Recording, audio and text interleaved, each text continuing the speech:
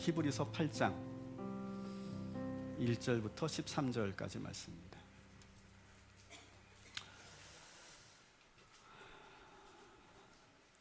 우리가 5장 말씀을 여러분들이 한번 기억을 좀 떠올려 보시면 좋겠습니다. 5장에서 어떤 내용이었습니까?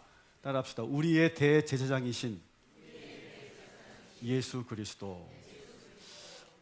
히브리서 기자는 예수님을 대제사장이신 예수 그리스도로 이렇게 강조하고 있습니다. 그래서 예수님은 아론의 반차가 아닌, 아론의 계열이 아닌 누구의 계열? 멜기세덱의 반차를 따르는 대제사장이시다 라고 하는 것을 계속 강조했습니다. 7장도 다시 한번 이 사실을 강조하고 있습니다. 그래서 7장을 대충 보시면 그래서 그 멜기세덱이라고 하는 인물이 과연 누구인가를 자세하게 창세기의 말씀을 근거로 해서 소개하고 있고, 또 시편 110편 4절에 나오는 다윗의 예언이 있잖아요. 다윗의 예언. 멜기세덱의 계열에서 나오는 메시아에 대한 예언이 나오는데 그것을 7장에서 계속 인용을 합니다. 7장 17절, 7장 21절에 계속 시편 110편의 말씀을 계속 인용하면서 멜기세덱의 반차를 따르는 예수 대제사장 예수 그리스도를 계속 주장하고 있어요. 그래서 우리가 7장은 5장과 연결되어 있기 때문에, 그리고 그 내용이 반복되고 있기 때문에 오늘은 우리가 7장을 다루지 않겠습니다. 그리고 우리는 8장으로 넘어가서 아주 중요한 복음의 또한 핵심을 우리가 보게 될 겁니다. 자, 8장의 내용은 대제사장이신 예수 그리스도에 대한 어떤 결론에 해당하는, 다시 한번 요약 정리하는 그런 말씀이다, 이렇게 볼 수 있는데요. 오늘의 본문 히브리서 8장 1절 말씀을 같이 읽겠습니다. 지금 우리가 하는 말의 요점은 이러한 대제사장이 우리에게 있다는 것이라. 그는 하늘에서 지극히 크신 이의 보좌 우편에 앉으셨으니. 아멘. 자, 오늘 본문에 그렇게 나오죠. 요점은 이것입니다, 이렇게 나오고 있어요. 요점은 뭐냐? 우리 예수님은 땅의 제사장이 아니라, 따라합시다, 하늘의 대제사장. 우리 예수님은 누구시냐? 땅의 제사장이 아니라 하늘의 대제사장이시다라고 하는 것이 결론이에요. 요점으로 한마디로 말하면 그렇다는 거예요. 그러니까 뭐 예수님이 대제사장이라고 하는 부분에 대해서 유대인들이 아니 레위 지파도 아니지 않느냐, 아론의 자손도 아니지 않느냐라고 그렇게 따지지 말라는 거예요. 그건 전혀 문제가 되지 않는다는 거예요. 오히려 이 땅에서 섬기고 있는 제사장들은, 그들이 지금 섬기고 있는 그 성소와 장막은 다 모형과 그림자에 불과하다. 진정한 성소는 하늘에 있다라고 하는 것을 지금 강조하죠. 우리 2절, 5절 같이 또 읽겠습니다. 성소와 참 장막에서 섬기는 이시라. 이 장막은 주께서 세우신 것이요 사람이 세운 것이 아니니라. 그들이 섬기는 것은 하늘에 있는 것의 모형과 그림자라. 아멘. 자, 그렇다면 우리가 한 번 더 봅시다. 우리가 5장을 할 때도 좀 다루었지만 왜 이 히브리서 기자는 왜 예수님을 대제사장이라고 하는 이 부분을 그렇게 강조하고 있는 것인가 라고 하는 거예요. 자, 유대인들은요 이렇게 생각했습니다. 율법 아래서 이루어지는 제사를 잘 드리면, 다시 말하면 율법을 잘 지키고 그리고 행위를 잘하면 구원받는다라고 생각했어요. 대단한 착각이죠. 여러분, 여러분들이 오늘 이 시간 예배를 잘 드린다고 해서 아무 문제가 없을까요? 유대인들은 제사만 잘 드리면, 예배만 잘 드리면 구원받는다고 생각했단 말이에요. 여러분, 예배만 드리면 우리가 구원받고 예배만 드리면 우리는 죄가 사라지는 걸까요?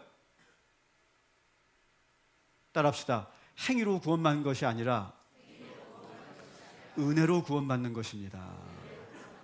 유대인들은 이 사실을 자꾸 착각하고 있어요. 자기들이 행위로, 제사로 내가 제사 드리면, 율법만 잘 지키면 구원받는다고 생각하는데 전혀 그렇지 않죠.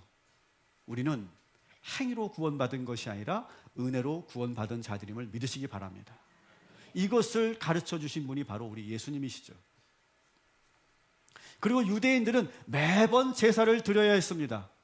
그런데 대제사장이신 예수님은 소와 양으로 제사를 드리지 않고 당신의 몸을 제물로 드려서 이제 더 이상 제사를 드리지 않아도 되는 그러한 제사로부터 자유한 그러한 신앙으로 우리를 인도하신 분이 우리 예수님이시죠.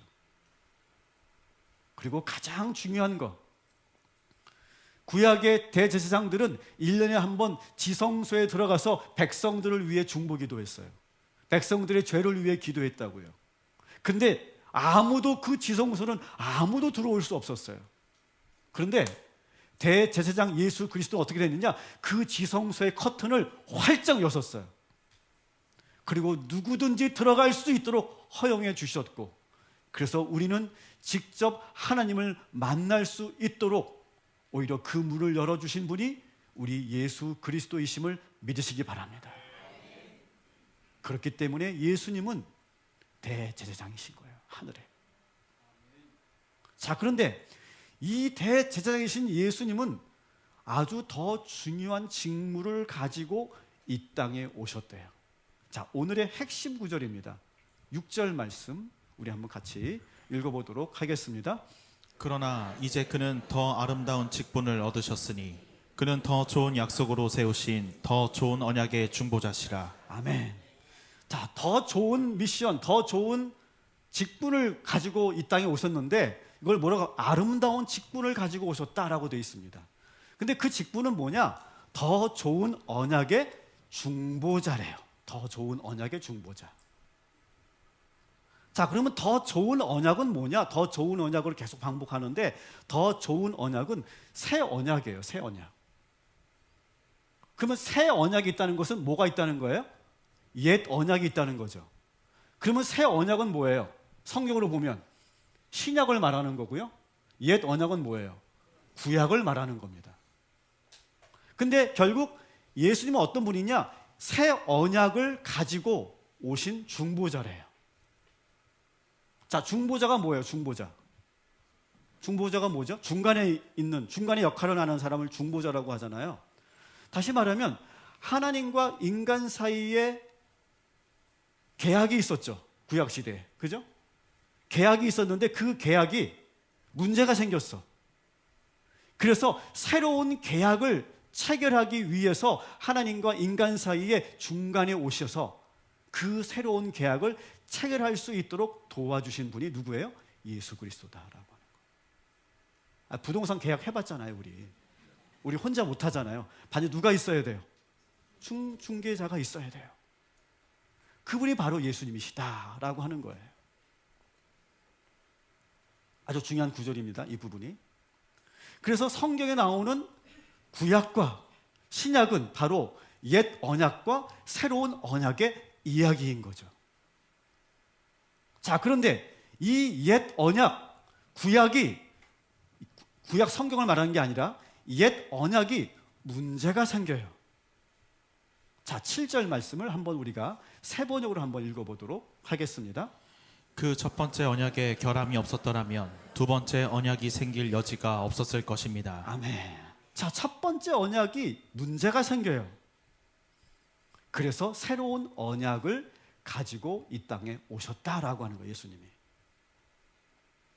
자, 그렇다면 우리가 먼저 옛 언약에 대해서 한번 얘기해 봅시다. 옛 언약. 옛 언약은 그야말로 구약에 나와 있는 내용이죠, 구약에. 자, 지난주에 보셨던 것처럼 어느 날 갑자기 하나님께서 아브라함에게 나타나셨어요. 아브라함에게 나타나서 뭐 하셨죠? 축복의 약속을 하셨잖아요. 그죠? 내가 너를 복주고 복주며 번성케 하고 번성케 하리라 라고 하는 그 약속을 먼저 하셨어요. 그것도 한 번도 아니고 몇 번? 7번. 7번이나 계속 약속을 하셨어요. 자, 보세요. 아브라함이 먼저 하나님 축복해 주세요라고 요청했어요? 아니면 하나님이 일방적으로 먼저 약속하셨어요? 하나님이 먼저 약속하셨다는 거예요. 아브라함이 먼저 축복해 달라고 기도하거나 하나님을 찾은 게 아니에요. 하나님이 아브라함을 선택하셨고 아브라함을 먼저 축복하셨다는 게 이게 중요해요. 왜 먼저 이렇게 아브라함에게 축복하셨을까요? 따라합시다. 사랑하는 사람이 먼저 약속하게 됩니다. 또 따라합시다. 사랑하는 사람을 보면 좋은 계획을 세우게 됩니다. 자, 이 말이 어떤 말인지 한번 제가 예를 들어볼게요. 아시는 분은 아시겠지만 한 번 더 제가 이 예를 들기 위해서 다시 한번 말씀드립니다. 우리 동탄 꿈의 교회를 세우는 계획은 제가 한 게 아니에요. 저는 안 했어요. 저는 그 전에 동탄을 한 번도 와본 적이 없었어요. 근데 동탄에서도 안산 꿈의 교회로 다니는 성도들이 상당히 많이 있었거든요. 지금도 많습니다. 지금도 많은데 그러다 보니까 동탄 교구가 하나 만들어졌고 그리고 거기에 담당하는 목사님이 계셨는데 그때가 이제 막 일동탄이 막 한 2년, 3년 지났을 때예요. 그러니까 막 활성화될 때 일동탄이. 근데 그때 저에게 목사님, 제가 그 맡은 동탄 교구가 있잖아요. 동탄이요. 엄청나게 커질 것 같아요. 야, 거기다가 개척하면 정말 좋을 텐데. 막 그러더라고요. 근데 저는 아무런 관심이 없었습니다. 왜? 나는 개척할 게 아니기 때문에. 아무 관심이 없어요. 그런가 보다 했어요. 그리고 이제 몇 년이 지났습니다. 몇 년이 지났는데 어느 날 담임 목사님께서 동탄에다가 교회를 분리개척하신대요.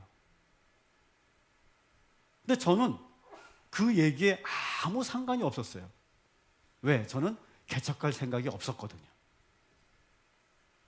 그리고 그렇게 자꾸 이야기하는 그 목사님에게 목사님을 염두에 두고 하시는 말씀이겠거니? 라고 생각했어요. 근데 어느 날 저를 부르시더니 그 동탄에 김 목사가 가야 될 것 같아 라고 하는 거예요. 저요? 저는 그때 서울의 교회에 설교만 하면 결정이 되는 그 시점이 있었거든요. 근데 저에게 가라고 하시는 거예요. 그러더니 이 일이 일사천리로 진행이 되는 거예요. 한 번은 저를 부르시더니 김 목사 계약했다. 여기 요 자리예요. 요 자리. 계약했어. 네? 계약했어. 그러더니 교인들한테 공포를 하고 그리고 교회 개척 자금으로 15억이 만들어지고 그리고 저를 포함해서 새 전도사님이 있었는데 처음 시작할 때 모든 사례를 다 교회에서 지원해 주는 거예요. 우리 교회가 자립할 때까지. 근데 6개월 만에 자립해가 좀 아까워요. 난 1년을 더 해주실 줄 알았는데 딱 6개월 끝나니까 자립했지? 끝! 그러시더라고요. 그리고 모든 사립비도 지원해 주시고 교회 모든 성물들, 인테리어, 음향 시스템, 전도지, 심지어 헌금 봉투까지 다 무한대로 다 지원해 주시는 거예요. 그냥 저는 몸만 왔어요, 사실. 몸만 왔어. 완벽하게 다 지원해 주시는 거예요. 저는 한 번도 꿈꿔보지도 않았고 기도하지 않았는데 목사님은 저를 놓고 기도하시고 좋은 계획을 갖고 계셨더라고요. 저는 우리 자녀들에 대해서 좋은 계획을 가지고 있습니다. 우리 아들을 생각하면서 우리 딸을 생각하면서 좋은 계획을 갖고 있어요. 우리 아이가 이렇게 하면 내가 어떻게 도와줘야지. 우리 아들이 이럴 때 내가 지원해 줘야지. 이거 누구나 다 부모라면 당연히 갖는 좋은 계획이죠. 저희 부모님도 저희 아버지도 이 아들에 대한 좋은 계획을 갖고 계시다는 것을 제가 최근에 알았어요. 저희 아버님이 몇 달 전에 갑자기 중환자실에 들어가셨다가 나오셨잖아요. 근데 그때 저희 아버님이 진짜 당신이 돌아가시는 줄 알았어요. 그래서 그날 저한테 유언을 다 해주셨어요. 근데 그 유언 속에 보니까 저에 대한 좋은 계획을 갖고 계시더라고요. 지금은 잘 걸어 다니시는데 그때 이미 다. 여러분, 하나님의 마음이 그렇다는 거예요. 하나님은 우리에 대해서 좋은 계획을 갖고 계시는 줄 믿으시기 바랍니다. 그래서 아브라함에게 축복을 약속하신 거예요. 약속. 자, 그런데 그 약속이 그냥 하나님만 지키는 것이 아니라 우리들도, 아브라함도, 이스라엘도, 우리 믿는 자들도 최소한의 하나님을 향해서 우리가 지켜야 될 약속이 있어요. 그것이 서로가 교환이 이루어져야 그게 계약이 이루어지는 거죠. 그죠? 각각 우리 서로가 지켜야 될 것을 우리가 확실하게 해야 그게 계약이 체결되는 거잖아요. 그래서 하나님께서 우리들과 계약을 맺으시면서 하셨던 말씀들이 이제 구약 성경에 많이 나오고 있죠. 신명기 6장, 신명기 7장, 출애굽기 19장. 우리 같이 한 목소리로 같이 읽어보도록 하겠습니다. 너는 마음을 다하고 뜻을 다하여 내 하나님 여호와를 사랑하라. 그러면 내 날이 장구하리라. 그런즉 너는 알라. 오직 내 하나님 여호와는 하나님이시오 신실하신 하나님이시라. 그를 사랑하고 그의 계명을 지키는 자에게는 천대까지 그의 언약을 이행하시며 인애를 베푸시되 너희가 내 말을 잘 듣고 내 언약을 지키면 너희는 모든 민족 중에서 내 소유가 되겠고 너희가 내게 대하여 제사장 나라가 되며 거룩한 백성이 되리라. 아멘. 자, 두 가지만 지키면 돼요. 우리는요. 따라합시다. 하나님을 사랑하고 계명을 잘 지키면 그럼 되는 거예요. 이것만 하면 하나님께서 축복하신다는 거예요. 복 주고 복 주며 번성케 하고 번성케 하시겠다는 거예요. 자, 그런데 여러분, 우리 사람들은, 우리 인간들은 이 약속을 지킵니까? 못 지킵니까? 이스라엘은 지켜요? 못 지켜요? 못 지킵니다. 하나님을 사랑하지 않고 누굴 더 사랑해요? 내 자신을 더 사랑합니다. 그리고 주님이 주신 계명을 온전히 지키지 않고 불순종하죠. 그래서 여러분, 이 구약 성경은 결국 뭐냐?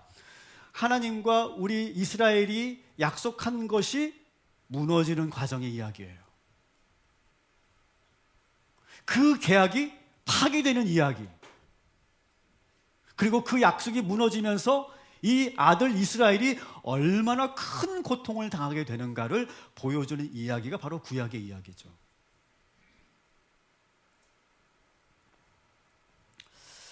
사춘기가 오기 전까지 우리 저희 아이들은 정말 이뻤어요.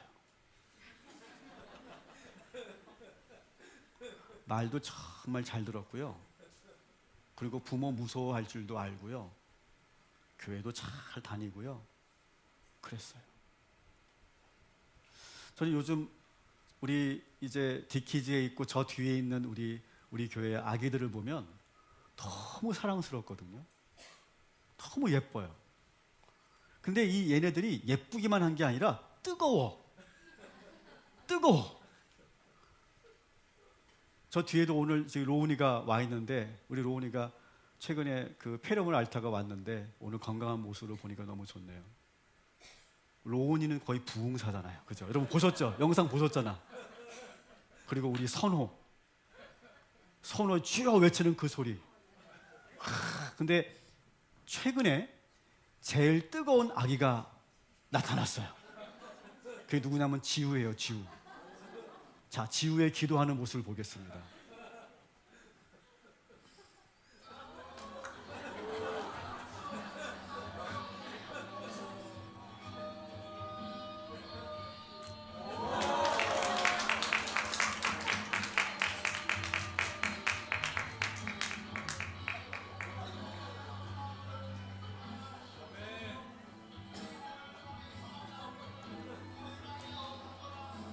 저 표정 보세요. 표정. 뭐 이렇게 진지하게 기도할 게 많은지. 내가 보기에 요 기도의 요 표정, 요 고개를 쫙 흔들면서 이렇게 하는 것은 우리 할머니 권사님, 박혜영 권사님을 지금 보고 따라가는 것 같아요. 이렇게 이쁘잖아요. 저희 아들도 그랬거든요. 저희 아들도 거의 부흥사였어요. 그래서 이 목사가 될 줄 알았어요, 얘 진짜. 4주기가 오면서부터 말을 안 듣기 시작합니다. 말을 안 들어요. 저는 우리 아들이, 저는 그렇게 생각했어요. 얘는 사춘기가 올까? 정말 착했거든요. 순하고 말 잘 듣고. 그리고 중학교 1학년 때까지 제 무릎에 앉아 있었던 아이였거든요. 야, 너 중학교 1학년이야. 좀 나와. 그래도 그냥 앉아 있었던 아이였거든요. 근데 얘들이 갑자기 변합니다. 말을 안 듣기 시작합니다. 처음에는 말을 안 들을 때요, 제가 좀 이렇게 실수를 참 많이 했어요. 막 크게 화를 내기도 하고, 막 겁박하기도 하고, 때로는 매도 들기도 하고, 막 부정적인 언어를 막 쏟아내기도 하고, 막 부정적인 예언도 막 했어요, 제가. 효과가 있었을까요? 없었을까요? 아무런 효과가 없습니다. 그리고 정말 솔직히 말씀드린 거예요. 딱 몇 분이었어요. 몇 분. 뭐 계속 그런 건 아니에요. 딱 몇 분 동안 얘는 내 아들이 아니야. 이게 뭐예요? 정죄 언어, 정죄 언어. 그죠? 우리 제자 훈련 때 우리가 배웠잖아요. 정죄 언어. 얘는 내 아들이 아니야. 막 그런 생각까지 제가 들었던 적이 있었어요. 지금은 다 성인이 돼서 이제 우리 아들한테 물어봤어요. 너 그때 왜 그랬니? 너 정말 그때 왜 그랬어? 그랬더니 자기도 모르겠대요. 근데 다 싫었대. 그냥 다 싫었다는 거예요. 지금 많이 후회하죠. 이스라엘 백성들처럼 많이 후회하고, 그때 내가 말 잘 들었으면 지금보다 좀 더 좋아졌을 텐데, 그렇게 후회하죠. 저희 아내는 되게 원칙적인 사람이에요. 소위 FM이라고 하죠. FM. 그리고 순종적이고 모범생이에요. 모범생 스타일. 그러니까 얘네들이 왜 반항하는지가 이해가 안 되는 거 있죠.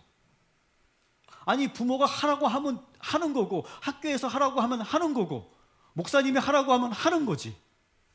왜 그렇게 반항을 하냐? 그게 이해가 잘 안 되는 거예요.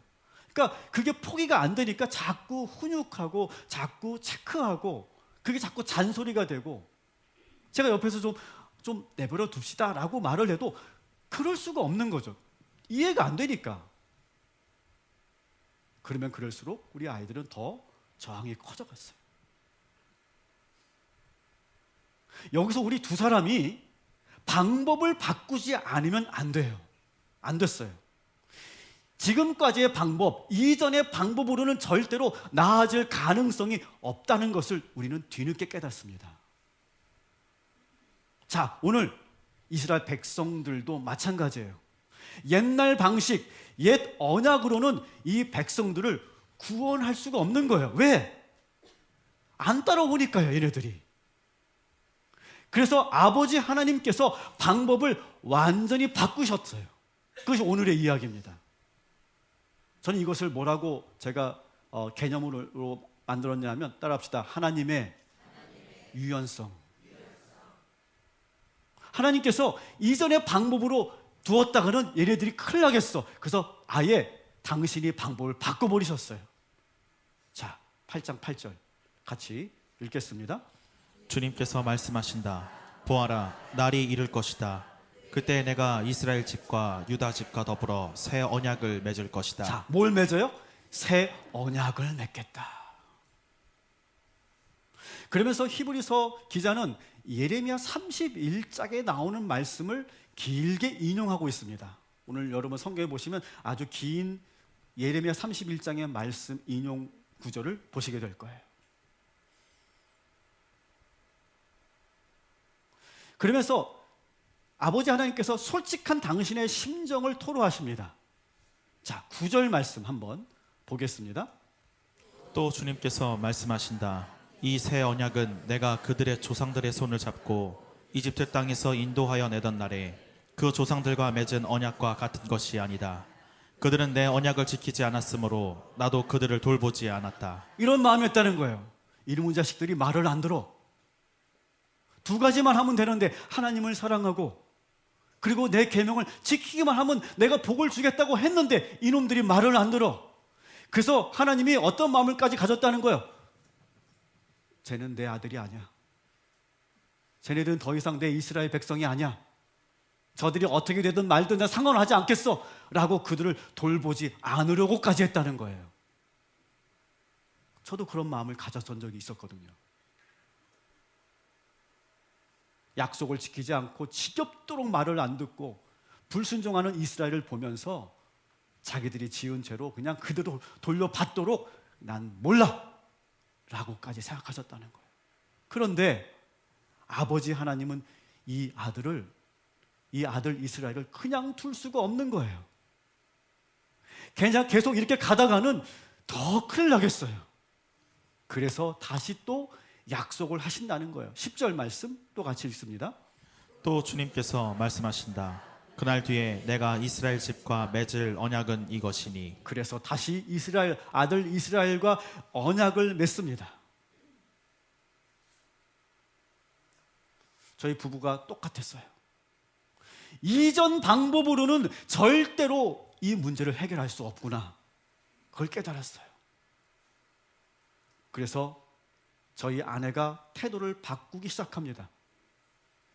믿어주고 기다려주고 잔소리하고 싶어도 꾹 참고 그리고 지지해주고 저 역시도 바꿀 수밖에 없었어요. 제가 제일 잘하는 게 논리적으로 혼내는 거거든요.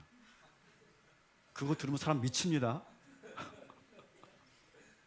논리적으로 제가 혼을 냅니다. 어릴 때는 그걸 가만히 듣고 있더라고 우리 아이들이. 근데 어느 날 아들이 저한테 뭐라고 버럭 소리를 지냐면 제발 좀! 그 논리 좀 그러는 거예요. 그리고 또 제가 얼마나 설교를 잘하겠습니까? 지금도 이렇게 설교를 잘하는데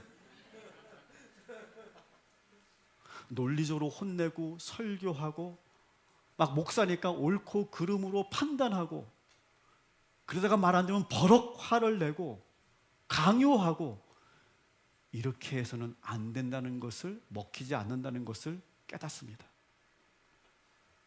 하나님께서 지금 아들 이스라엘에게 새로운 약속을 주시는 것처럼 저희 두 사람도 우리 아이들을 대하는 태도를 새롭게 바꾸어 갈 수밖에 없었어요. 자, 그렇다면 이 새 언약의 내용이 무엇인가? 우리가 또 그걸 봐야 되겠죠? 자, 10절 말씀을 우리 또 같이 읽겠습니다. 나는 내 율법을 그들의 생각에 넣어주고 그들의 마음에다가 새겨주겠다. 그리하여 나는 그들의 하나님이 되고 그들은 내 백성이 될 것이다. 아멘. 여러분, 구약, 다시 말해 옛 언약은요 어디에 새겨주었어요? 돌판에 새겨줬죠. 그죠? 돌판에. 근데 돌판에 새겨진 이 구 언약은 옛 언약의 문장이 어떻습니까? 조건문입니다. 너희가 이렇게 행하면 복 줄 것이다. 이렇게 행하면 번성케 할 거야. 조건문이에요, 조건문. 너희가 내 계명을 지켜야 축복하겠다라고 하는 조건문입니다. 그런데 이 아들 이스라엘이 이 계명을 잘 지킵니까? 못 지킵니까? 못 지키죠. 오히려 이 율법이 자꾸 뭐만 드러나게 해요? 자기들의 죄만 드러나게 하는 거예요.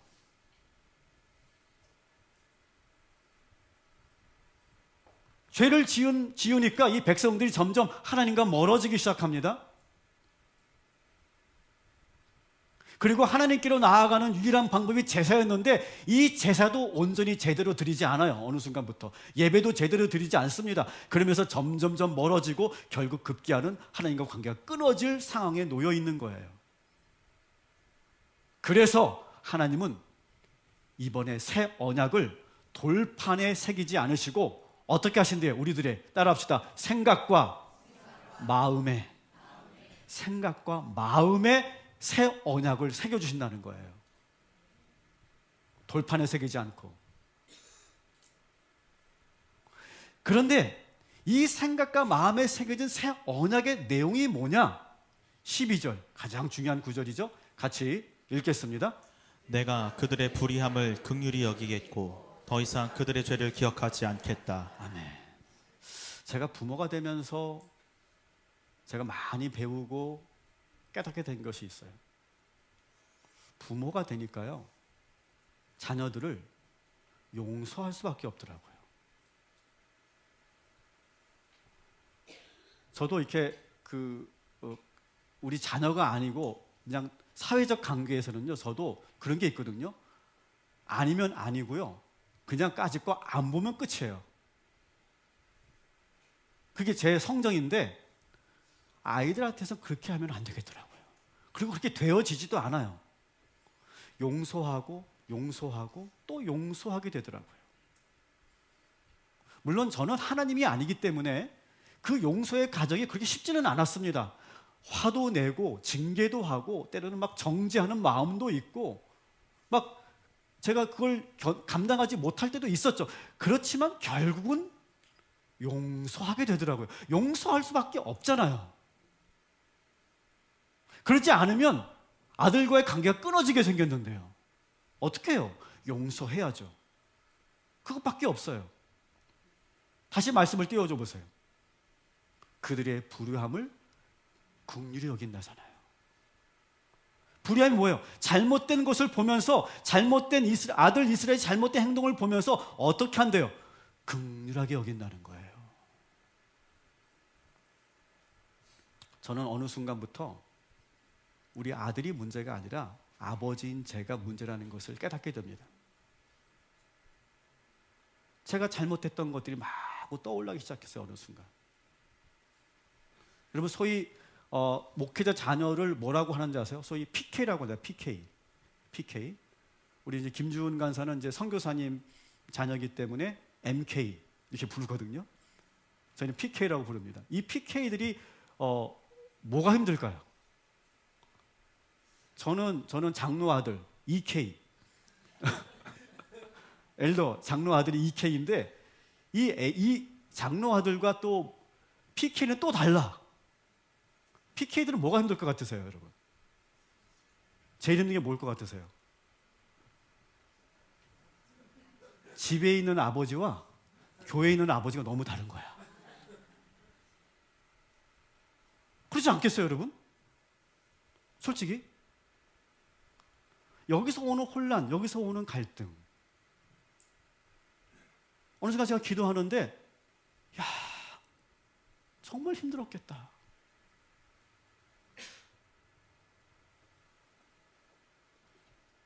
그러면서 어느 순간 아들이 이해가 되기 시작했고 막 긍휼한 마음을 갖게 되었고 목사 아들로서 태어나서 얼마나 힘들었을까, 얼마나 혼란스러웠을까 그런 마음을 갖게 되면서 제가 오히려 회개의 눈물을 쏟게 됩니다. 12절 다시 보여주세요. 따라합시다. 더 이상 그들의 죄를 기억하지 않겠다. 근데 참 그렇더라고요. 저도 우리 아버지한테 참 말 안 듣는 아들이었거든요. 저도 참 많이 속썩여드렸어요. 근데 어느 날 저희 아버지가 저한테 복음을 들려주시는 거예요. 뭐라고 말씀하시냐면 우리 김 목사는 한 번도 나를 속을 썩인 적이 없대요. 아유, 아버지, 제가 아버지한테 한 행동이 있는데 저도 다 기억하는데 아버지. 아이, 그렇게 말씀하지 마세요. 괜히 제가 더 부끄러워요. 그랬더니 아니다. 아빠는 다 잊어버렸다라고 하시더라고요. 근데 이 말이 그전에는 아무것도 없다고 했는데 잊어버렸다라고 하는 건 있긴 있는 거야. 있지만 잊어버렸다는 거지. 있지만 뭐래요? 더 이상 그들의 죄를 기억하지 않겠다. 여러분, 이것이 하나님의 마음이고 아버지의 마음인 줄 믿으시기 바랍니다. 저도 그랬습니다. 우리 아이들이 사춘기를 지나면서 우리를 힘들게 하고 눈물 짓게 한 날이 많았지만 다 잊어버리게 되더라고요. 왜? 사랑하기 때문에.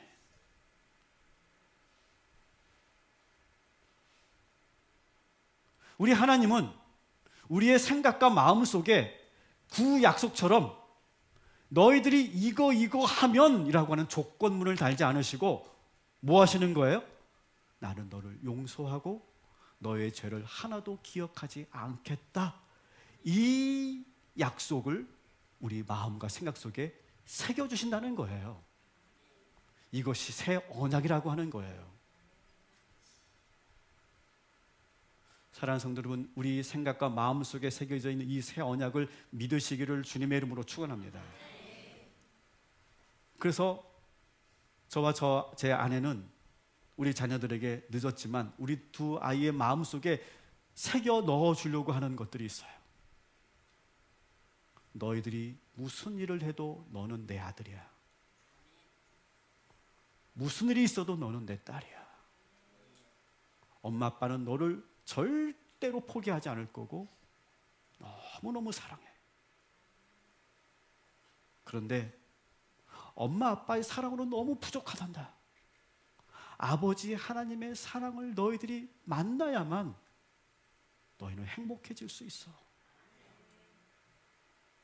다른 거 다 필요 없더라고요. 우리 아이들이 공부 잘하고 좋은 대학 나오고 좋은 직장 다니고 좋은 스펙 쌓고 부모가 원하는 대로 착착착 되어주는 거, 저는 그건 저의 바람이 아니에요. 우리 아이들 마음속에 우리 부모가 얼마나 너희들을 사랑하는지, 그리고 하나님께서 얼마나 너희들을 사랑하는지, 그 새 언약을 그 생각과 마음 속에 새겨 넣어 줄 수만 있다면 저는 그것이 부모가 해야 할 모든 것인 줄 저는 믿습니다. 우리 주님께서는 우리들에게 그 새 언약을 새겨 주신 줄 믿으시기 바랍니다. 바로 그 약속, 이 새 약속을 가지고 예수님께서 이 땅에 오신 거죠. 그리고 그 약속을 몸으로 보여주셨어요. 아버지 하나님의 사랑이 얼마나 큰지 십자가의 사랑으로 그것을 증명해 보이셨죠. 그래서 우리 예수님을 이 히브리서 기자가 뭐라고 말하는 거예요? 따라합시다. 새 언약을 가지고 우리에게 오신 대제사장, 이렇게 말하고 있는 거예요. 우리 6절 말씀 다시 한번 읽어보도록 하겠습니다. 이제 그리스도께서는 더욱 훌륭한 직무를 맡으셨습니다. 그가 더 좋은 약속을 바탕으로 하여 세운 더 좋은 언약의 중재자가 되셨습니다. 아멘. 저는 자녀를 키우면서 깨달았어요. 십자가의 방법밖에는 우리 자녀들을 구원할 방법이 없구나. 조건을 달고 그리고 체벌을 하고 잔소리하고 혼을 내고 정죄의 언어를 쏟아붓고 해서는 되지 않는다. 따라합시다. 십자가의 방법이 하나님의 능력입니다. 여러분, 십자가의 방법이 뭐예요? 예수님께서 우리에게 보여주신 십자가의 방법이 뭐예요? 사랑해주고 믿어주고 기다려주고 용서해주고 변함없이 함께 있어주고 예수님처럼 때로는 져주기도 하고 눈높이를 맞추어주고, 이게 성육신 아니야? 성육신? 눈높이를 맞추어주고 기꺼이 십자가를 지고 내가 희생하고 기도해주는 방법. 이 십자가의 방법밖에는 하나님의 능력이 나타나지 않는다는 거예요. 여러분, 만일 하나님께서 우리에게 이 새 언약을 주시지 않았다면 우리는 어떻게 됐을까요? 예수님께서 이 새 언약을 가지고 이 땅에 오시지 않았다면 우리는 어떻게 됐을까요? 우리는 다 죽었어요. 하나님과의 관계가 끊어지고 구원받지 못하고 우리는 다 죽은 인생이에요. 그런데 하나님께서 완전히 바꾸셨어요. 방법을 완전히 바꾸셨어요. 새로운 약속을 가지고 오셨어요. 우리의 생각과 마음에 사랑에 대한 말씀만을 새겨 넣어 주셨어요. 이 새 언약이 그래서 복음이고 기쁜 소식인 거예요.